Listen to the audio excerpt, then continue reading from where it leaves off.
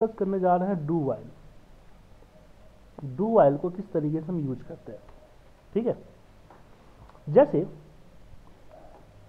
अगर मान लीजिए कि मुझे यहाँ पे डेटा है आपका, मैं यहाँ पे कुछ डेटा लिख देता हूँ,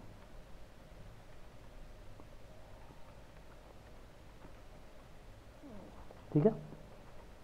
मैं चाहता हूँ कि यहाँ पे चेक करें, क्या चेक करें, डेटा को कि कौन ग्रेटर देन 50 है, जो ग्रेटर देन 50 है उसको कलर कर दे, ठीक है।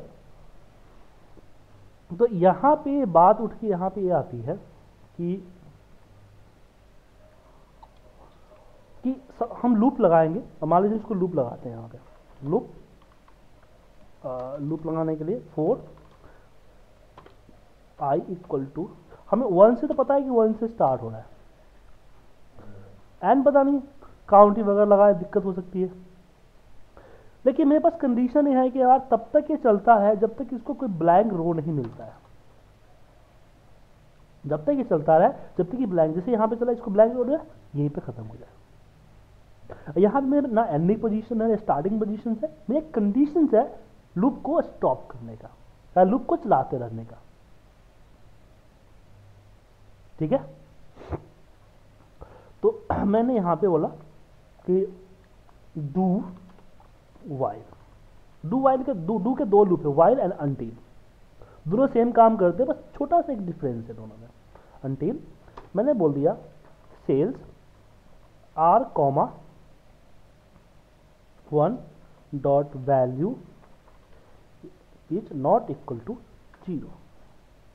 अब आर क्या है, तो आर इक्वल टू यहाँ पे 1 करना पड़ेगा, ये इसके बाद अपना वेरिएबल नहीं होता है, वेरिएबल खुद से डालने होते हैं। ये कंडीशन दिया कि यहाँ पे कि इफ सेल्स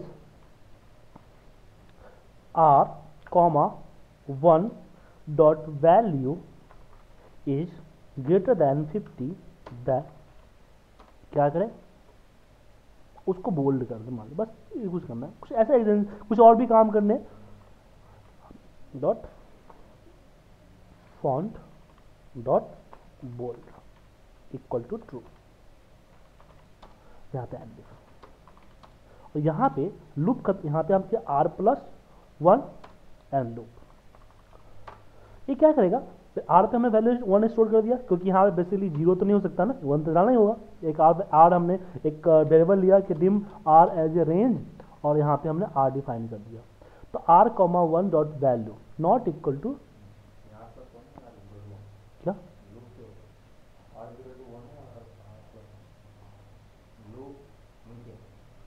सॉरी r+1 होगा, माफ कीजिएगा। तो यहाँ पे डू वाइल तब तक चलो, कब तक, जब सेल की वैल्यू नॉट इक्वल टू 0 हो जाती है, ठीक है। अपना काम करो, काम करने के बाद मैंने बोला सबसे लास्ट में r+1, r को एक इंक्रीज किया ताकि वो अगली सेल चेक करे। तो ऐसे सेल r+1 होते जाएगा, चेक होते जाएगा। जैसे यहाँ पे लास्ट में आपके पास यहाँ आएगा 23 पे आएगा, तो r+1 24 हो जाएगा, चेक करेगा 24 रो के वैल्यू इक्वल टू 0 है, यहाँ पे बाहर हो जाएगा, ठीक है। एक मिनट, हमने क्या किया, एंड इफ तो हो रखा है ना, वो माफ कीजिएगा, रेंज ले लिया था हमें, यहाँ इंटीजर लेना चाहिए था ना, इंटीजर, ठीक है। रन कीजिए, हो गया। तो हमने लूप चलाया, एक पर्टिकुलर कंडीशन चलाया ना। अब अनटिल क्या करता है, अनटिल क्या करता है कि अनटिल भी कुछ इसी तरह का काम करता है, वो भी सेम कंडीशन को फॉलो करता है। यहाँ पे अनटिल, ठीक है। तो फर्क क्या है दोनों में, बेसिकली क्या है कि एक बार कम से कम ये चेक जरूर करता है। यहाँ पे देखिए ना, मैंने यहाँ पे ब्लैंक कर दिया ना, यहाँ 50 ब्लैंक कर दिया, तो एक बार जरूर चलेगा,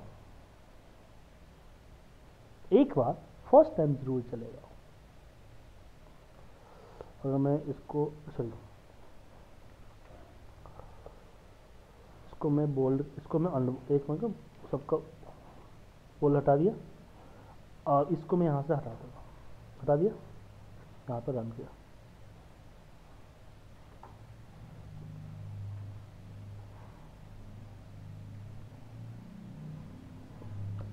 यहाँ पे नॉट इक्वल टू 0 कर दिया ना मैंने, यहाँ पे कंडीशन लगा रखा है ग्रेटर देन 50 हो या हो, तो यहाँ पे अभी इस कंडीशन को यहाँ से हटा देता हूँ, ठीक है ना। अब मैं इसको प्ले करता हूँ, यहाँ पे नहीं कुछ हुआ, लेकिन यहाँ देखिए बोल्ड हो गया। बोल्ड क्यों हुआ?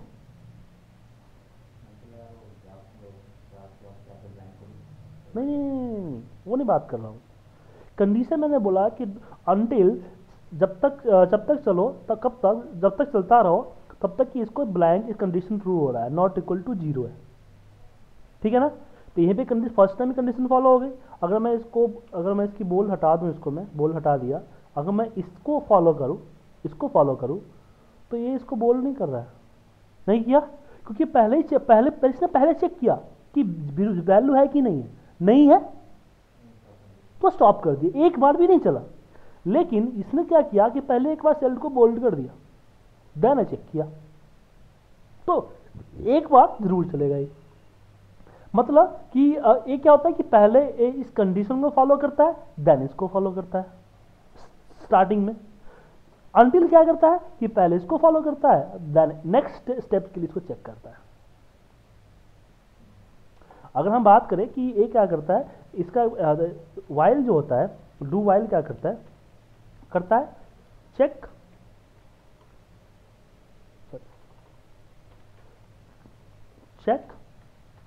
डू देन लूप, ठीक है। ये क्या करता है, डू चेक एंड लूप, समझ आया? प्रोसीजर क्या है? वाइल पहले चेक करता है और अनटिल क्या करता है हमारा, अनटिल ये क्या करता है कि पहले चेक करता है, देन डू देन लूप। अगर चेक किया कंडीशन फॉल्स है तो यहीं से एग्जिट हो जाएगा, डू नहीं करेगा, लूप नहीं आएगा। ये क्या करेगा, पहले डू करेगा देन चेक करेगा, कंडीशन ठीक है तो लूप बढ़ेगा, वरना यहीं से बाहर आ जाएगा। तो ये क्या होता है, फर्स्ट पोजीशन में बाहर आता है, ये आपका सेकंड पोजीशन में बाहर आता है। इसका मतलब है कि आपकी कोड एक बार परफॉर्म कर जाती है। अब इसका यूज कहाँ करना है, अब इसका यूज के लिए सुटेबल एग्जांपल आपको मैं देता हूँ, ठीक है। मैंने ऐसे कुछ काम करने हैं मुझे, जिसमें मुझे इनपुट बॉक्स से नेम एंटर करवाना है। क्या करवाना है, इनपुट बॉक्स से नेम को एंटर करवाना है। अब प्रॉब्लम यहाँ पे हो रही है कि इनपुट बॉक्स में जब भी हम नेम डालते हैं, यहाँ पे सब्जेक्ट डाला, सब्जेक्ट /2 ब्रैकेट ओपन क्लोज, यहाँ पे करता हूँ वहाँ पे dim r as a variant या स्ट्रिंग, जो भी कर लो स्ट्रिंग, ठीक है। R equal to input box, यहाँ पे एंटर योर नेम,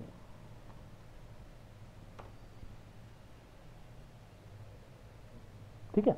जब मैं इसको प्ले करूं तो प्ले करते क्या होगा, नेम आया, और कैंसिल कर दोगे तो हट जाएगा। तो मैं यहाँ पे चाहता हूं कि नहीं भैया कैंसिल करोगे, नेम में तो कुछ ना कुछ होना ही चाहिए। तो उस केस हम क्या करते हैं, हम इफ कंडीशन लगा देते हैं, इफ अगर len R equal to 0 then message box MSG box please enter your name and यहाँ पे इसको भी एक बार और अब चलाना चाहते हो चला दो, ठीक है। एक कर सकते हैं हम, ये कर सकते हैं ना। तो जैसे प्ले होते हैं, नाम मैंने नहीं डाला, देन ओके किया, ओके करते मैसेज आया, फिर आ गया ना, मैं फिर वापस ना डालूँ तो क्या होगा, हट जाएगा, क्योंकि ये रिपीट तो नहीं कर रहा है। यहाँ पे सिचुएशन मुझे ऐसे लगी कि नहीं भाई मुझे तो नाम लेना ही लेना है, आपने एक बार रन कर दिया तो आपको देना ही देना है, समझ गए। तो उस केस में इस प्रोसीजर को फॉलो नहीं करेंगे हम। क्या प्रोसीजर फॉलो करेंगे, यहाँ पे देखिए, यहाँ पे करेंगे हम डू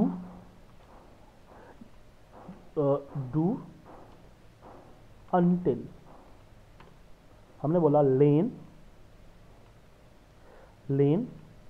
क्या होना चाहिए, r is not equal to zero, sorry equal to zero then loop. समझ आया? अब इसमें प्रॉब्लम ये है कि फर्स्ट टाइम आर तो जीरो ही होगा। अगर मैं यहाँ पे वाई लगाऊंगा तो पहले क्या करेगा, चेक करेगा, तो फर्स्ट टाइम भाई जीरो ही रहेगा, तो इसको एपीरी नहीं करेगा, बाहर आ जाएगा।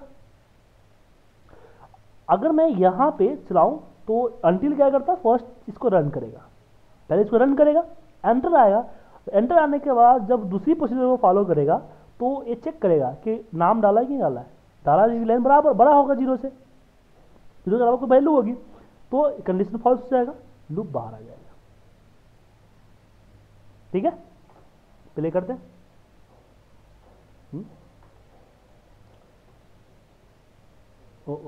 Sorry not equal to zero until len r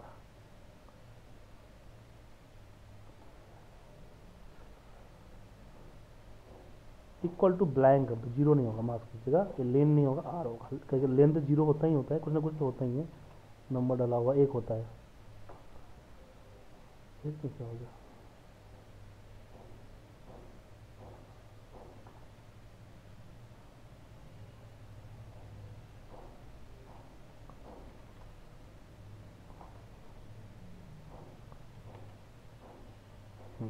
not equal to blank.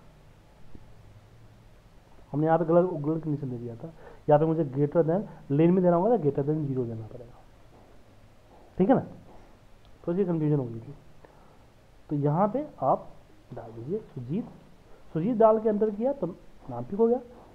अगर मैं यहाँ पे ना डालूं, जब तक मैं डालूंगा तब तक हटेगा नहीं, तो फ्रीजर लग गया।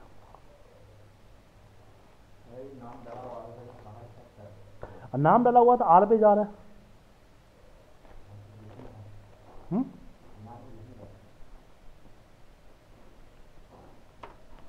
आर पे है ना, आर को रिप्लेस करवाओ ना आप। यहाँ पे लिखो रेंज कहाँ पे कमाना चाहते हो, यहाँ A1 पे, A1 dot value equal to r, जो भी सिलेक्शन मेथड है बराबर। ठीक है,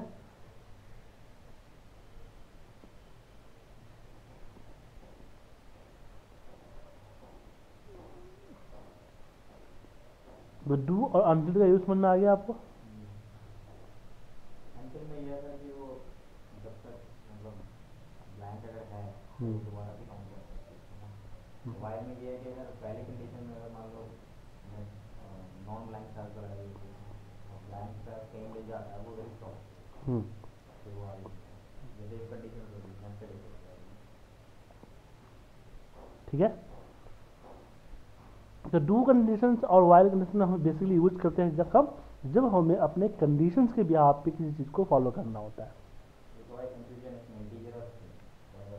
कौन सा इंटीजर स्ट्रिंग? क्या तो वेरिएबल लिया यार, इसमें इंटीजर स्टोर हो रहा है, इंक्रीजमेंट है, इसे इंटीजर लिया, यहाँ पे इनपुट वर्ड से वैल्यू नेम आ रही है, इसे नेम लिया। हाँ तो बताया तो था आपको मैंने चीज़, अल्फाबेटिक में हम स्ट्रिंग देते हैं, न्यूमेरिक देखिए इंटीजर लॉन्ग बाइट डबल कुछ चीज़ें लेते हैं। क्लियर है, कोई डाउट इसमें ना? तो ये आपके डू एंड वाइल लूप। तो आपने फोर लूप समझ लिया, आपने फोर ईच को समझ लिया, फिर आपने डू वाइल को समझ लिया और डू इन अल्टी लिया। जब भी डू वाइल यूज करोगे तो यहाँ पे कंडीशन होता है, ये चाहिए होता है इंक्रीमेंट करने के लिए। इंक्रीमेंट नंबर्स होते हैं, या फिर इंक्रीमेंट कीजिए या फिर यहाँ पे कुछ और चीज़ें भी दे सकते हैं। जब तक ये मिलता रहे तब तक चले, ना मिलता है तो ना चले। ठीक है ना, इस केस में जैसे कि यहाँ पे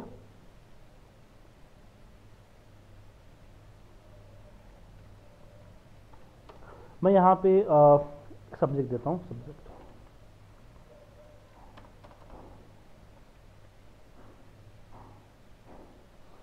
मुझे एक नाम एक चीज़ अप्लाई करनी है। मैं चाहता हूँ कि इनपुट बॉक्स में कुछ मांगे। यहाँ पे मैंने कर दिया do while r equal to not equal to end. ठीक है, यहाँ पे लिख दिया r equal to input box enter positions enter name. ठीक है, नेम, और जो नेम हम लिखेंगे वो रेंज ए 65,000, एक के नीचे एक लिखना है ना, मैं ज़्यादा है तो 65,000 dot N dot XLS up dot offset, और यहाँ पे 1,0 डॉट वैल्यू इक्वल टू हमने दे दिया आर, और यहाँ पे दे दिया लो। यहाँ पे कोई इंक्रीजमेंट करने की ज़रूरत नहीं है क्योंकि एक हमारा फिक्स क्राइटेरिया है। अब जैसे ये प्ले होगा, आया, मैंने यहाँ पे सुजीत लिखा, एंटर आ गया, इंदर लिखा, एंटर हो गया, कविता लिखा, एंटर हो गया। डेटा नहीं है तो मैंने यहाँ पे लिख दिया एंड, हट गया। समझ गए? तो ऐसी कंडीशंस पे आप इसका यूज कर सकते हो कि भाई इसका यूज होना चाहिए जब तक एपीआई होता रहा, जब तक काम देता रहे, जब तक ये ना हो, ये डिले हो जाए, रिजेक्ट हो जाए। तो ऐसी कंडीशन के लिए इसका यूज करते हैं। ठीक है ना, तो यहाँ पे वाइल ही लगाएंगे, अंटिल भी लगा सकते हैं, वाइल भी लगा सकते हैं। ठीक है ना, क्योंकि यहाँ पे ये फर्क नहीं है कि पहले रन करना है बाद में रन करना है, एक बार तो रन होना ही है इसमें भी, क्योंकि इसमें कुछ ऐसी नहीं है यहाँ पे, इसलिए जरूरी था फर्स्ट टाइम यहाँ पे ब्लैंक, ये जो हमारा है ब्लैंक ही होगा, तो हमें नॉट इक्वल टू ब्लैंक पर रन करना है। ठीक है, कोई डाउट इसमें? तो इस पर प्रैक्टिस कीजिए। ठीक है, हाँ।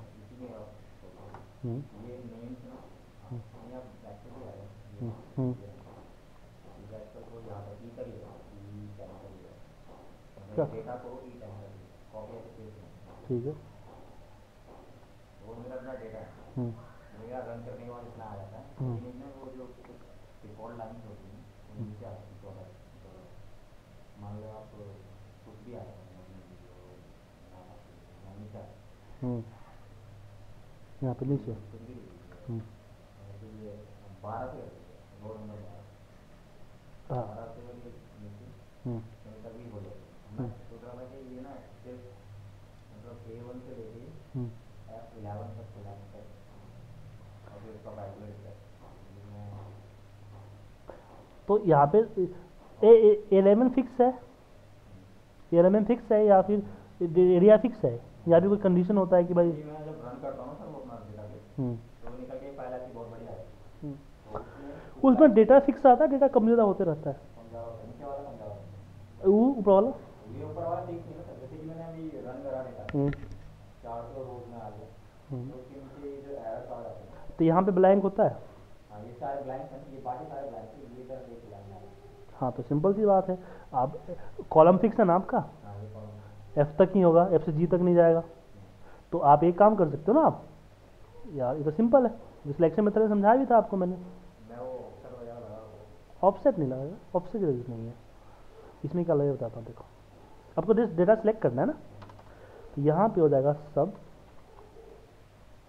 6 ब्रैकेट ओपन क्लोज, यहाँ पे लिखेंगे रेंज, स्टार्टिंग हमारा A1 है, फिक्स है, और एंडिंग में लिखेंगे हम रेंज, क्या हो जाएगा F 65,000 dot and XLS up dot select.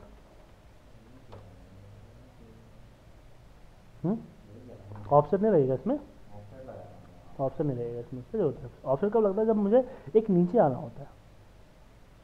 ठीक है ना, हाँ, तो एक कॉलम सब नीचे से ऊपर चले जाओ, ब्लैंक ब्लैंक होता है, सिर्फ ए फिल होता है, तो यूज़ कर सकते हो सिंपल सा।